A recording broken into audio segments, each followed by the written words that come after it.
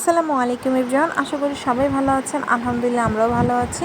আর আজকে রান্না করেছিলাম লাউ দিয়ে চিংড়ি মাছ আর লাউ দিয়ে আমার বাচ্চার জন্য পাঙ্গাস মাছের তরকারি। এই দুটি কিন্তু খুব মজাদার একটি রেসিপি, তাই আপনাদের সাথে একটু শেয়ার করছি যে আজকে দুপুরের জন্য কী কী রান্না করেছি।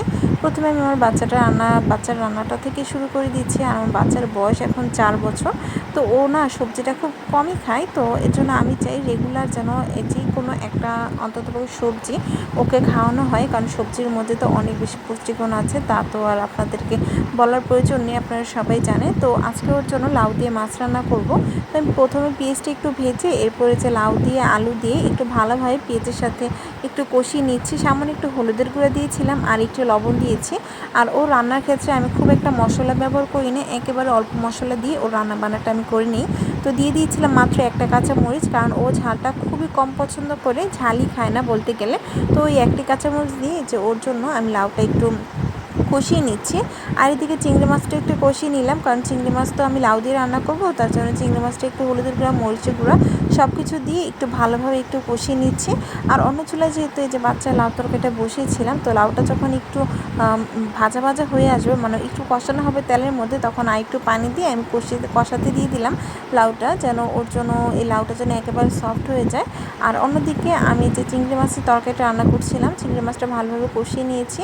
এই যে এখন আমি লাউগুলো দিয়ে দিচ্ছি, আর লাউগুলো কিন্তু ছোটো ছোটো করে টুকরা করে নিয়েছি। আমি সবসময় লাউ রান্না খেতে দেখা যায় খুব একটা মশলা ব্যবহার করি না, তবে আজকে যে আমাদের লাউ তরকারির মধ্যে একটু হলুদের পরিমাণ বা মরিচের পরিমাণ সামান্য একটু বেশি হয়ে গেছে আমার কাছে মনে হচ্ছিল। তারপর কিছু করার নেই, কারণ সবসময় তো রান্না একরকম হয় না। তো এদিকে লাউটা দিয়ে একটু ভালোভাবে নেড়ে চেড়ে দিয়ে দিয়েছিলাম বেশি পরিমাণে কাঁচামরিচের ফালি। আর অন্য চুলায় যেহেতু আমার বাচ্চার রান্নাটা বসানো ছিল, তো এই যে ওর রান্নাটাও কিন্তু প্রায় সেদ্ধ হয়ে গিয়েছিল। এই লাউটা আর আলুটা যখন মোটামুটি সেদ্ধ হয়ে যাবে, এরপরে এই যে মাছগুলো দিয়ে দিচ্ছি।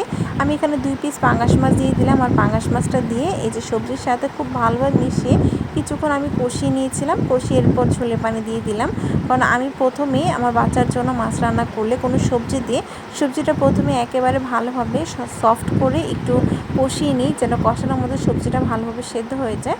তো এইভাবে ও পছন্দ করে। আর এদিকে কিন্তু লাউটা রান্না করা হয়ে গেছে, ধনিয়া পাতা কুচি দিয়ে দিয়েছি। এখন আমি লাউটা নামিয়ে নিচ্ছি।